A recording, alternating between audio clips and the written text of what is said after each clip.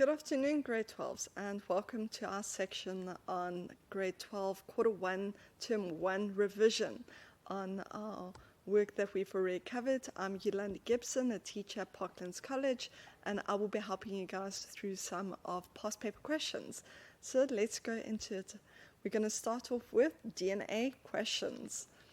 Right, so our first question that you might experience in your paper will be to look at an image here, which they've already indicated to us as being a question on protein synthesis. So the question at the top even stipulates it, protein synthesis. So always make sure that you read what the question's asking before digging into it. So if you guys have seen our previous video on protein synthesis revision, you would have seen that this is the ribosome. And we would know that these guys here that looks like tiny little forks, they are our tRNAs, and they've labeled these at the top as our amino acids. M would then be our mRNA strand. So we have to orientate ourselves here first. Now the question is about protein synthesis. So protein synthesis consists of two phases. Are we looking at the first half or the second half of protein synthesis? And because we are within the cytoplasm, and they have indicated that we are here at the ribosome, and we can see the blocks representing our amino acids, we know we are at the end of the story. So for that reason, when we go to question 2.1, it says identify the stage of protein synthesis shown in the diagram, and we know this to be our translation. So translations where we have taken the coded message and we translate it into something that makes sense, and in this case that will be a protein molecule that is busy being synthesized. So I've already gone through question 2.2. They want us to identify molecule X, and molecule X is only pointing towards that lower compartment here, because the top has already been identified as being amino acids. And amino acids are transferred through your body, through a cell, more specifically, by tRNA molecules, which would mean that if we look at Y, that will make up our mRNA, which you can also indicate as being messenger RNA, and in the case of molecule X, you can call that transfer RNA as well. For question 2.3, they ask, state the term for the group of 3 nitrogenous bases indicated by V.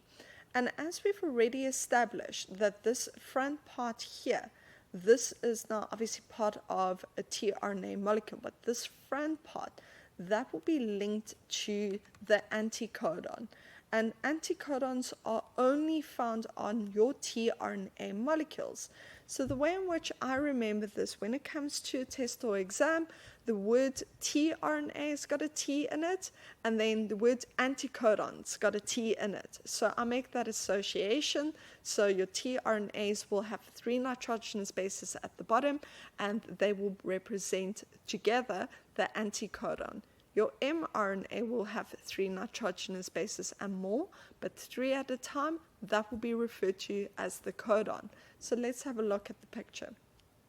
So in this picture, we can see that we've got our mRNA molecule here, and 3 at a time would then be our codon, and then that will link to an anticodon on the tRNA molecule.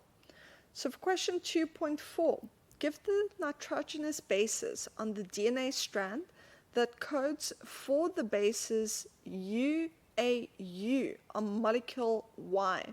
So now we have to go and pretty much work in reverse.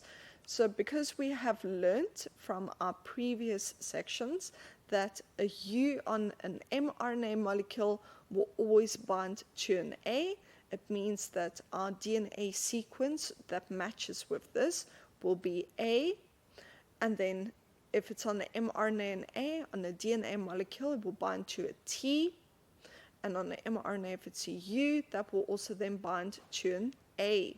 So the DNA sequence will then be ATA. So that is one of the foundation components that you would need to learn. That in DNA we've got A's, T's, C's, and G's, but when it comes to your mRNA, there is no longer a T. An A will bind to a U on mRNA. So the question continues. So as we've already established, we have our codon, which is represented here, circled here. And the question wanted to know, use the table below to identify the amino acid W at W. So now, because the table have given us tRNA sequences, this is a slightly trickier.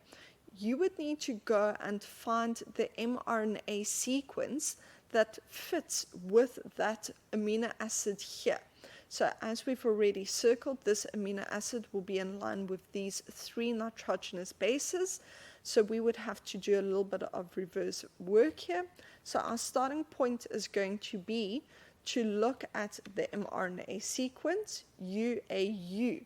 And the question is, what anticodon fits onto the codon so that will code for that UAU?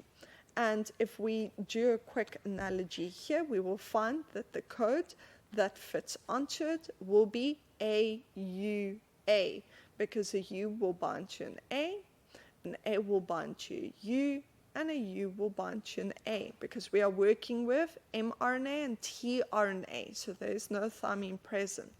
So as soon as we have that AUA, we need to go and find it on the table. So we've circled it here for you. The tRNA sequence that will fit to the amino acid W will then be tyrosine. And what is important to remember, that when it comes to your exam, your teacher has not forgotten to teach you guys what the different names of the amino acids are. This is not something that you are supposed to know. The amino acid names will be given to you, and you merely need to do either transcription or translation, work forwards or backwards, depending on what the question is asking. So this is one we have to read, because not only are they trying to catch you out in some cases with the question, but if we look at the table here, the table is giving us the tRNA sequences, so the tRNA anticodons. So it's vital that you read what is going on in the table before you dig into it. In our previous table that we looked at, there was a DNA sequence, and in this one, they are giving us tRNA molecules. Okay, for question 3 of your resource booklets. Now, if we have a look at what we've got here in the picture, it's very similar to the previous one. We can see a ribosome here in the background. We can see our mRNA. Here we've got our tRNA, our amino acids being strung together with peptide bonds in between it.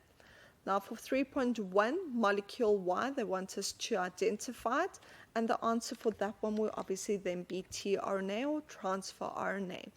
Then for B, the group of nitrogenous bases at Z, so the front 4 components to it, that will be your anticodon. Then 3.2, if X is the next amino acid required after W, then identify the nitrogenous bases 1, 2, and 3. So this is now going to be that needs to go into this space here, which means that this is linked to that ACC, nitrogenous bases, that are found on your mRNA code. So then question, or the part 1, what will fit onto an A, and because we are working with RNA, will be a U, and then number 2 will bind to a C, and C binds to a G, and then the last one, that's an easy one again, so C binds to a G. So they want to know what is the nitrogenous basis on Z basically, and the answer to that one, as I've already worked out for you guys, will be UGG. For question 3.2, the question states the DNA-based triplet that codes for X. So now what we have is we've already established what the tRNA is, we've already established what the mRNA sequence is, and we've seen that that is now going to be ACC, so we have to translate backwards basically. So what would fit here on the DNA to this portion of mRNA? And when mRNA binds to DNA, an A will bind to a T, a C will bind to a G, and a C will bind to a G again. So we can see the answer will then be T, G, G, because we have now worked backwards. Question 4. It states a section of DNA molecule, so highlight that word or underline that word, has the following base sequences, CTTACA. Name the nitrogenous base represented by C in the molecule. So that, as we've already learned our basics, that will be cytosine. 4.2.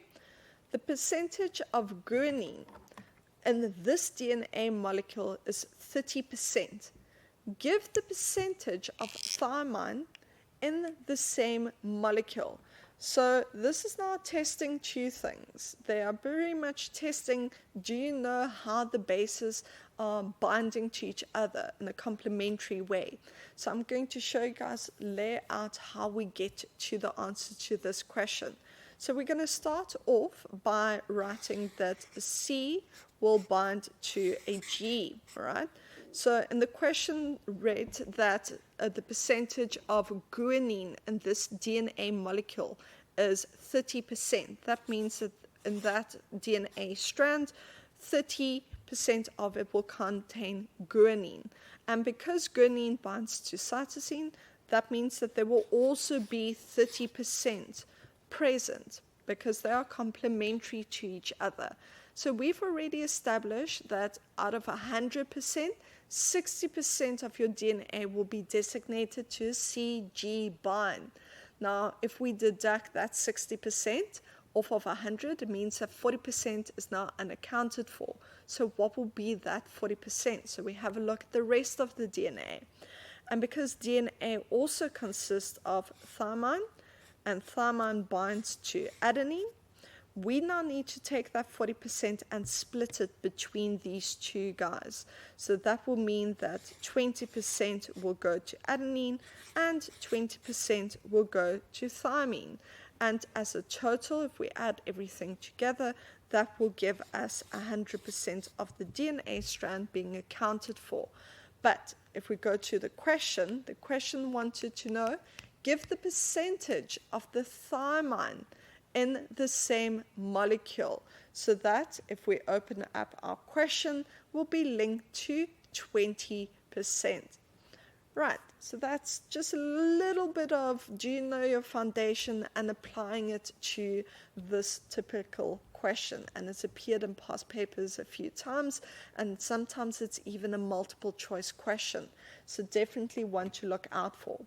For 4.3, give the mRNA sequence from left to right for this segment of DNA. So now we are doing a transcription, basically rewrite of our DNA sequence. So as we've already established, a C will bind to a G, T will bind to an A, T binds to an A will bind to a U, and a C will bind to a G, and yet again an A will bind to a U. And this is because we are looking at an mRNA sequence. So when it comes to mRNA, there are no thymine molecules present. So just keep a lookout for that typical question. For question 4, it continues, and they've now given us a DNA table. Now remember in the previous example, they gave us a different one where you had to look at the tRNAs and the mRNAs. In this one, they have given us the DNA sequence. So just to remember that it will also be linked to the amino acids, but we need to look out for what is being written down in the question itself and in the table. And I used to highlight that two parts to the question to make sure that I fully comprehend what the question is expecting. So for question 4.4, give the sequence of amino acids that would be coded for by the sequence of DNA, CTT, ACA. So if we go and we look at our table that we've got here, we will find that next to CTG, it will be glutamic acid. Next to ACA, we will find that it's cysteine. And you just need to write that down. You can put a little stripe in between it to indicate that these two amino acids are bound together, and that will provide you with 2 marks. For question 4.5, give the anticodon for the amino acid methionine. So now we have to go and find methionine on our amino acid list. So there it's circled. And the DNA sequence that is attached to it, that will be TAC. But we have to get to the anticodon. And as we've already established, the anticodon is on your tRNA. So what needs to happen is we need to first go and transcribe it to mRNA. And then from your mRNA, you need to transcribe it to your tRNA. So that will mean that through the transcription process, a T will bind to an A binds to U, C binds to a G.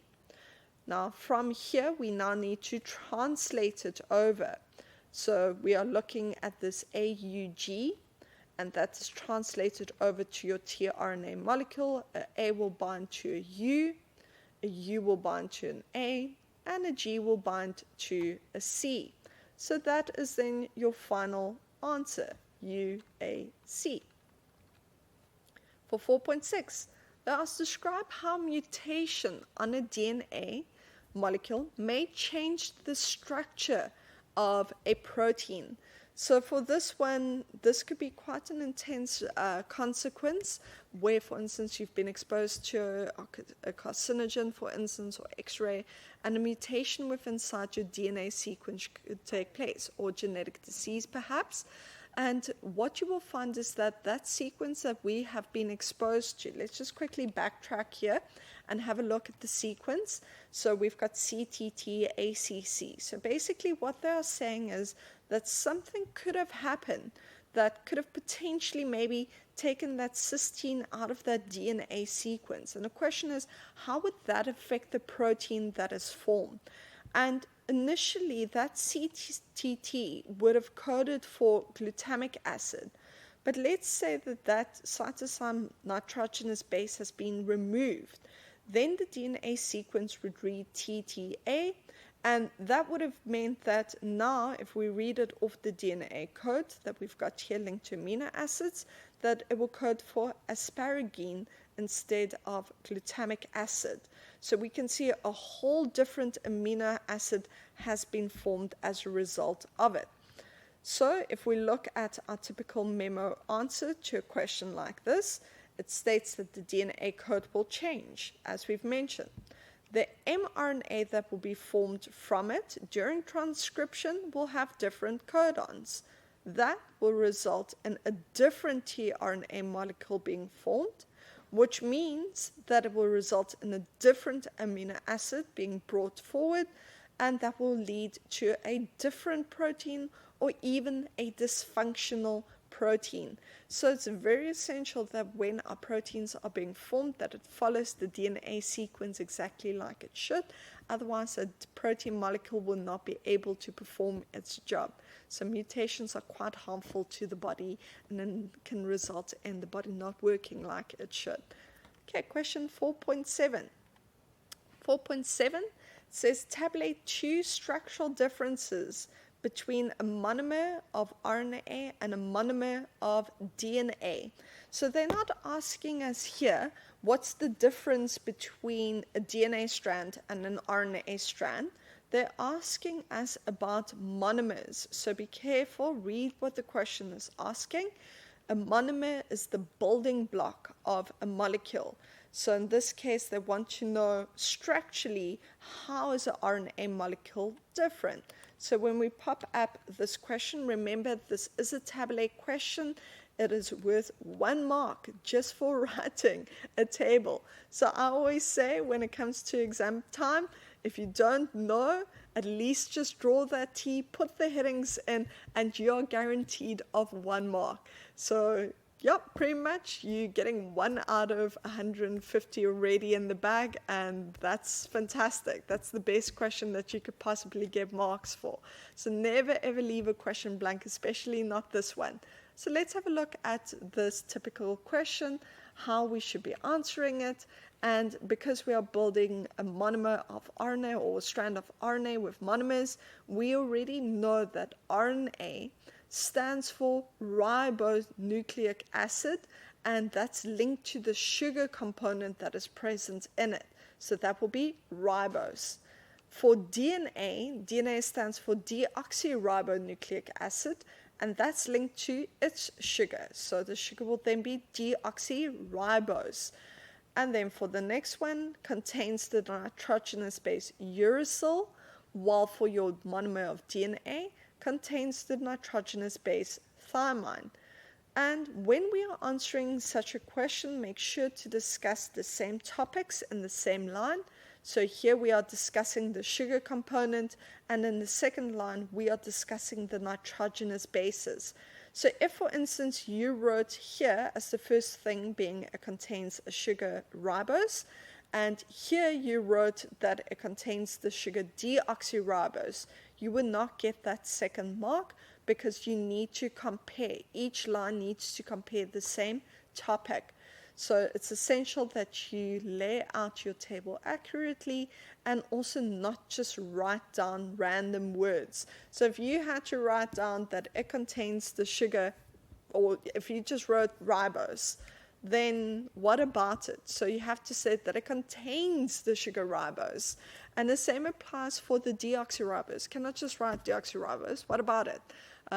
Is it present? Is it absent? So we have to write full sentences. I always tell my matrics, if I had a matric top, it would say elaborate on the bottom, because you need to elaborate your answers and make sure that you write full sentences. Use your English, like I'm failing at this point in time. Right, now for question 5. And question 5, you will be given a DNA profile. So remember, this is a DNA profile, not a DNA fingerprint. And we are looking at the bars here, which represents DNA fragments, so portions of DNA. Now, the story tells us that when a thief broke into a car, he cut his arm open with broken glass. And yeah, basically the scientist, the forensic scientist, picked up the blood spatter that was on the crime scene, and he had to then go and analyze it in a lab. So from the analysis, they compared it to 3 suspects indicated by P, Q, and R. And our first question will then be, what do these diagrams represent? And as I've already mentioned, there are DNA profiles. For question 5.2, they want to know which suspect is most likely the thief. And in order to read this, what you would need is a ruler. So I would sit there in the exam with my ruler. I would look at the first fragment of DNA band that we see here, and I would put the ruler right underneath it and across the samples that we have right next to it.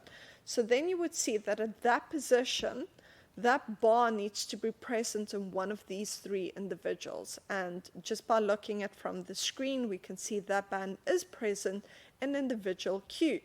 So I would take a pencil and I would put a little tick mark next to it. I will go to the second bar. I would make sure that it's in exact same position yet again, and we can see yes it is, and it's the same width. Okay, so it's exactly the same size portion. I will go to the third one. Compared to my 3 samples, person Q is starting to look very guilty at this point in time, but make sure that that is actually the person that has broken the glass, because we don't want to incorrectly send someone to jail here. So yet again, number 3 is in a correct position. We go back. Number 4, same position. Number 5, oh, it's not looking good. And yep, that's the one. Person Q definitely broke the glass. So that will be the suspect, because all 100% of his bands correlate with that of the blood that was found at the crime scene.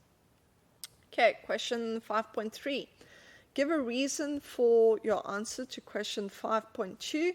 And as we said, 100% of these DNA bands correlate to the broken glass blood that we found. So that will be your answer. If it was 70%, you cannot send someone to jail based on a 70% correlation. You have to make sure that the person has a 100% match in this example. Okay, for question 5.4, they wanted to know what are the disadvantages of using this evidence in court. And first off, human error could result. If, for instance, I was the forensic scientist and I went to the crime scene and I looked at the blood that was around and I wasn't paying attention, I could potentially cut myself on the broken glass myself, and the blood will now contaminate the crime scene. So I will take the blood to the crime lab and they will analyze it. I might not even have noticed that I've nicked myself at that point of time, and my colleague might find my blood DNA in the crime scene and I would suddenly become a suspect. So human error does occur, and therefore we need to make sure that when a crime has been committed, that the crime scene is cordoned off. Okay, if we look at the rest of the possibilities that we could write here, a small amount of DNA was used and may not be reliable because we've only found partial evidence. We could have a case where someone has framed an individual, planted false evidence at the crime scene, and then lastly, a suspect can have an identical twin with the same DNA profile. So when we are talking about our identical twin, yet again, that would just be unfortunate. So it will be hard in order to then go and prove that you weren't the person that committed the crime. And then you would obviously need additional evidence to show, like, listen, I wasn't even close to that area, and prove it in a court case. So this is just supporting evidence that could be used in order to solve a crime, and definitely not the only thing that they will be looking at. Right, so that brings us to the last question for this segment on protein synthesis, and shortly we would look at our next set of questions. So I hope that this has been helpful to you guys.